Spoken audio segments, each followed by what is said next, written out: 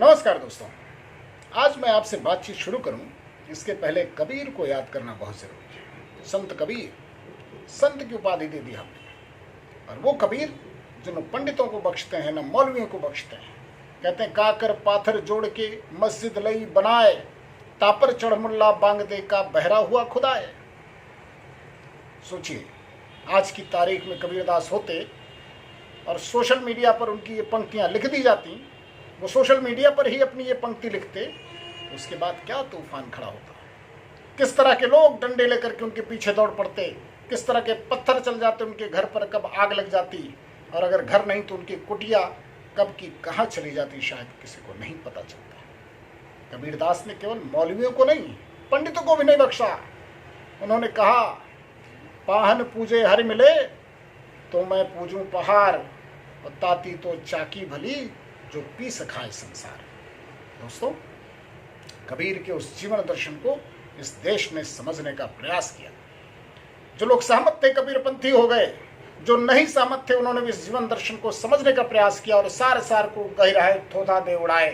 जो अच्छी बातें थी उसको स्वीकार लिया, उसको अपने जीवन में मत लिया, और जो लगता था कि उनसे तालमेल नहीं खाता उसको छोड़ दिया।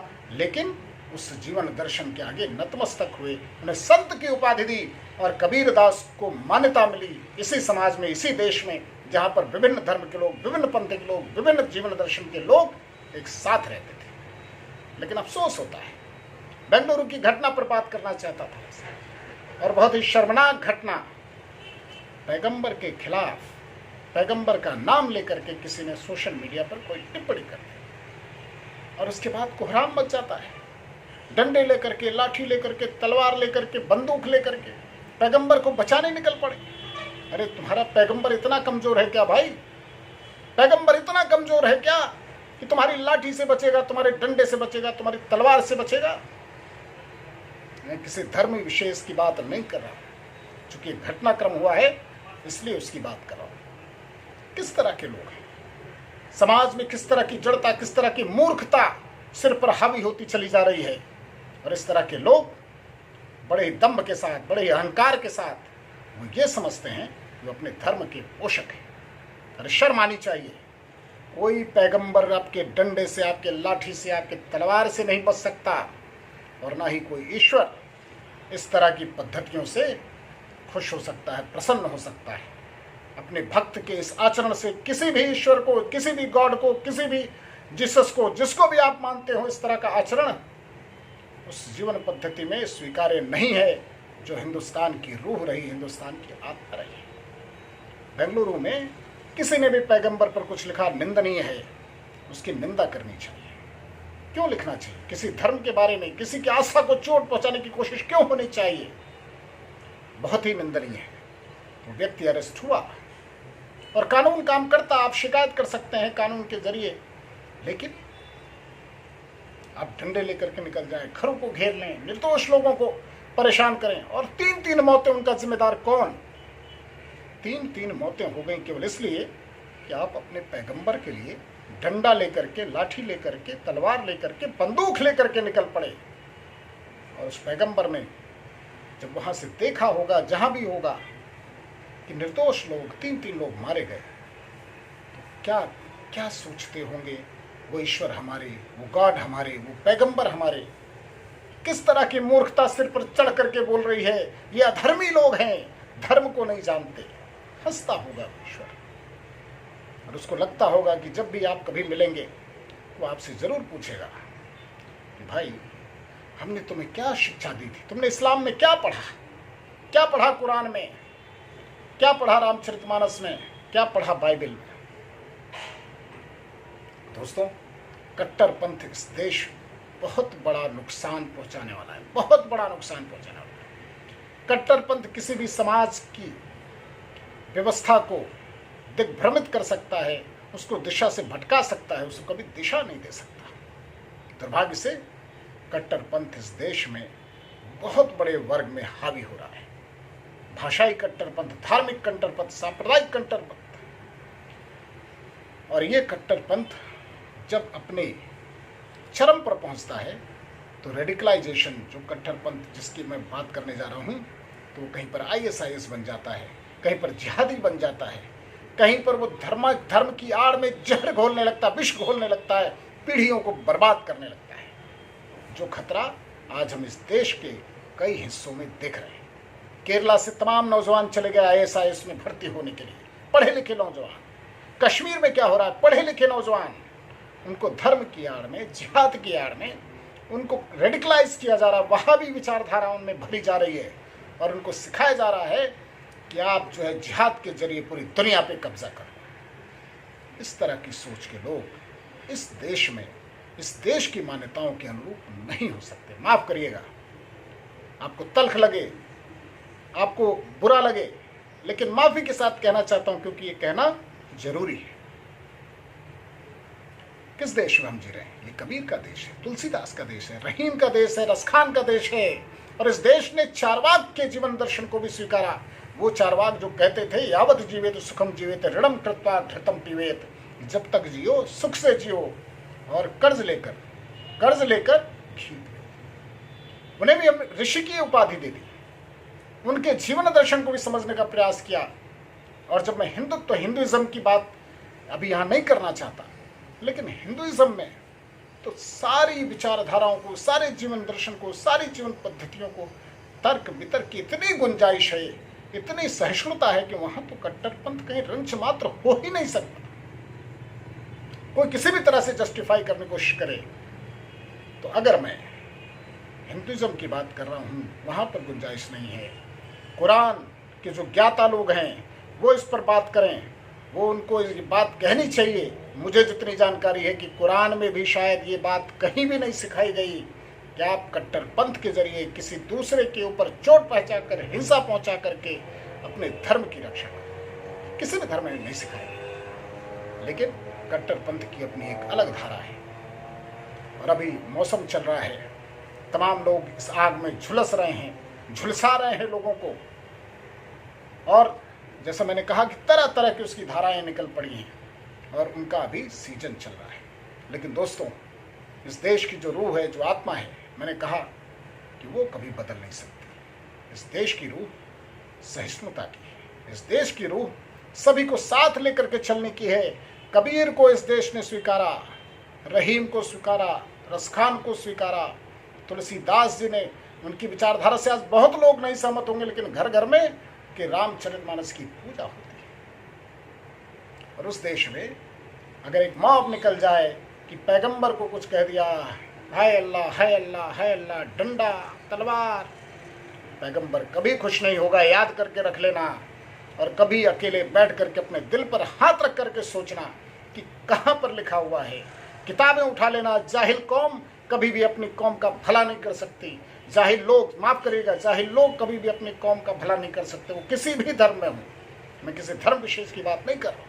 अगर जाहिलों को आपने आइकॉन बना लिया, उनके हाथ में कमान सौंप दी, तो उस धर्म की, उस व्यवस्था का पतन होना निश्चित है। और वहीं से फिर एक अलग धारा निकलती है। आप देख लीजिए, इतिहास गवाह है। और वो अलग धाराएं निकलेंगी, तब आप सोचेंगे कि आखिर हमने ये गलती क्यों की।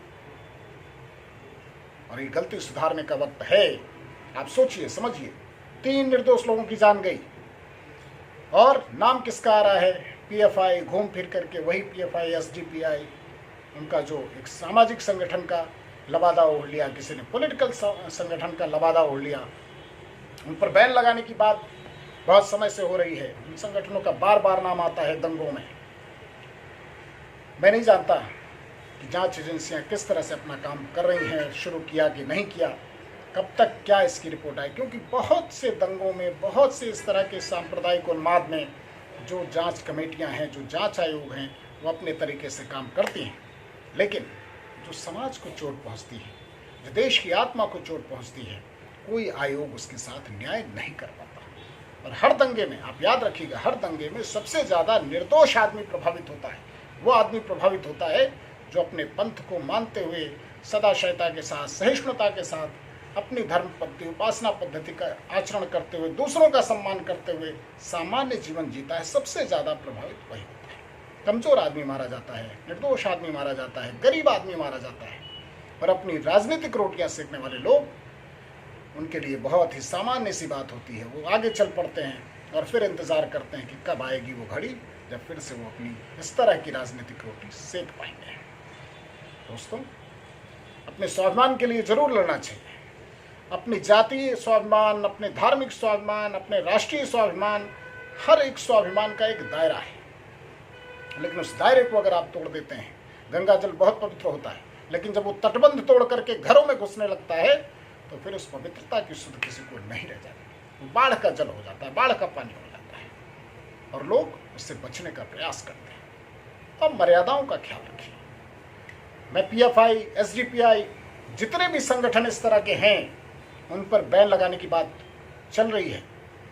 गृह मंत्री से पिछले दिनों बातचीत हो रही थी। मैं ये संदर्भ इसलिए दे रहा हूँ कि आपको साहित्यिक संदर्भ और थोड़ा सा जीवन दर्शन का संदर्भ देते हुए जो व्यवहारिक संदर्भ है वो देना जरूरी है। इस तरह के संगठन आज के कालखंड में जो देश को नुकसान पहुंचा रहे हैं उन पर अगर बैन लगना है तो बहुत लंबा समय नहीं लेना चाहिए किसी भी सरकार को। मैं ये भी कहना चाहता हूँ, गृह मंत्री देश के, उन्होंने पिछले दिनों बातचीत के दौरान जब इसका उल्लेख किया गया कि आप तो अपनी चुनावी सभाओं में कहते थे कि पीएफआई को बैन कर देंगे, पीएफआई को बैन कर देंगे, लेकिन अभी तक बैन नहीं हुआ। उत्तर प्रदेश सरकार ने प्रपोजल भेजा हुआ है और फिर जब कर्नाटका में घटना होती है तो वहाँ पीएफआई का नाम आता है, एसडीपीआई का नाम आता है, जांच एजेंसियां तय करेंगी, लेकिन इनका नाम आता है, इनके ऊपर आरोप लगता है, तो कितना समय लगेगा। गृह मंत्री ने कहा था कि संगठनों को बैन कर देने से कोई रास्ता नहीं निकलता है, इसलिए यूएपीए कानून में संशोधन किया गया था। अगर आपको याद हो कि उसमें व्यक्तियों को भी टेररिस्ट घोषित करने का प्रावधान किया गया था। तो अगर व्यक्ति उसको प्रतिबंधित किया जाता है तो नाम बदल करके किसी संगठन के जरिए फिर से उन्माद फैलाने की कोशिश, फिर से कट्टरपंथ फैलाने की कोशिश, फिर से आतंक का कोई रास्ता उस पर चलने की कोशिश नहीं कर पाएगा। कानून प्रवर्तन एजेंसियों के पास इस तरह की व्यवस्था होगी कि उस पर नकेल कस सके। तो अगर इस तरह के व्यक्ति भी हैं, किसी मुजम्मिल पासा को गिरफ्तार किया गया, पीएफआई में बहुत लोग गिरफ्तार हुए थे और भी तमाम जगहों पे तरह तरह के लोग दंगाई किसी भी वर्ग, जाति, संप्रदाय, धर्म के हों, उन पर बैन लगाने की अगर व्यवस्था है, कानूनी प्रावधान हो गया है, तो सरकार को तुरंत ये करना चाहिए, क्योंकि ऐसे लोग समाज के दुश्मन हैं, देश के दुश्मन हैं। ये कभी भी देश का भला नहीं कर सकते। और ऐसे लोग आप कभी भी देख लीजिए, सिख दंगा हुआ था, कितने निर्दोष लोग मारे गए, 84 का सिख दंगा, आज तक एसआईटी न्याय नहीं कर पाई। एसआईटी का गठन हुआ, तमाम लोगों को मुआवजा मिला, तमाम लोग गायब हो गए, तमाम लोगों को अभी भी तलाशा जा रहा है। हम लोग होम मिनिस्ट्री में जाते थे तो ये चर्चाएं होती थी कि अभी उस राज्य से इतने नाम नहीं आए, उस राज्य, सोचिए 84 का दंगा, उनके पीड़ितों को आज तक न्याय नहीं मिला। इसी तरह के कितने दंगे हुए, भागलपुर दंगा, दिल्ली का दंगा, गुजरात का दंगा, जहाँ जहाँ भी दंगे हुए, उन दंगों में जो भी निर्दोष आदमी मारा गया, वो पीढ़ियाँ बीत जाती हैं, न्याय के लिए तरसते हैं। कितनी औरतें विधवा हो जाती हैं, बच्चे जो है अनाथ हो जाते हैं, कोई सुध लेने वाला नहीं होता। वो लोग भी फिर से झांकने नहीं जाते जो उन्हीं लोगों के दम पर अपनी राजनीतिक रोटी सेकने का काम करते हैं, उन्माद फैला करके उनके अलंबरदार बनने की कोशिश करते हैं, ठेकेदार बनने की कोशिश करते हैं। वो लोग भी दोबारा उनकी सुध लेने नहीं जाते। दोस्तों, अंत में केवल मैं कठोपनिषद की कुछ पंक्तियां, कुछ सूक्त आपको सुना करके, आपसे बात करके अपने संवाद को खत्म करूंगा। शोभावा मत्स्यदंत केतत् सर्वेन्द्रियाणाम जरयन्ति तेजः अपि सर्वम जीवितम अल्पमेव तवयो वाहस्तु नृत्य गीते। क्या है? यम और नचिकेता का संवाद हो रहा था। यम ने नचिकेता को तरह तरह से प्रलोभन दिया कि आप ये ले लो, सुंदर सुंदर महल, नृत्य गीत आदि अप्सराएं, और नचिकेता ने कहा शोभावा मत्स्यदंत केतत्, सब कुछ क्षण भंगुर है, मरणशील है, कुछ नहीं चाहिए हमें। आप देखिए, आज बहुत ही दुखद घटना, 5 बजे मैं देख रहा था किसी टीवी चैनल पर, कांग्रेस के एक प्रवक्ता डिबेट में शामिल थे और 8 बजते बजते खबर आई कि कांग्रेस प्रवक्ता राजीव त्यागी का दिल का दौरा पड़ने से निधन हो गया। बहुत ही दुखद घटना, शॉकिंग न्यूज थी, सुन करके स्तब्ध रह गया मैं। ये जीवन कितना क्षण भंगुर है और हम एक दूसरे के लहू के प्यासे होकर के जो खूबसूरत जीवन मिला है, जितने दिन का मिला है, हम उसको जी नहीं सकते। हम किन किन चीजों में उलझे रहते हैं। अरे ईश्वर ने सबको बनाया, ईश्वर सबकी रक्षा करेगा, हम उस ईश्वर की रक्षा करने के लिए दूसरे का खून पीने को आतुर हो जाते हैं। दोस्तों, इससे बड़ी मूर्खता और कुछ हो नहीं सकती। आप समाज का भला नहीं कर रहे, अपनी कौम का भला नहीं कर रहे, और ऐसे कट्टरपंथी लोग अपने समाज के दुश्मन हैं। इसलिए जहाँ भी हैं वहाँ के जो भी भले लोग हैं, जो एक खबर आ रही है कि उसी कर्नाटक में तमाम कुछ मुस्लिम युवा मंदिर को घेर करके खड़े हो गए, कोई मंदिर को नुकसान न पहुंचाए। अगर इस सोच के लोग, इस सकारात्मक सोच के लोग वहाँ हैं, इसी सोच के लोग किसी और धर्म में हैं, जाति में, पंथ में, संप्रदाय में हैं, इस सकारात्मक सोच के लोगों को आगे आना होगा, तभी जो हिंदुस्तान की रूह है उसकी रक्षा हो पाएगी। बहुत बहुत धन्यवाद। नमस्कार।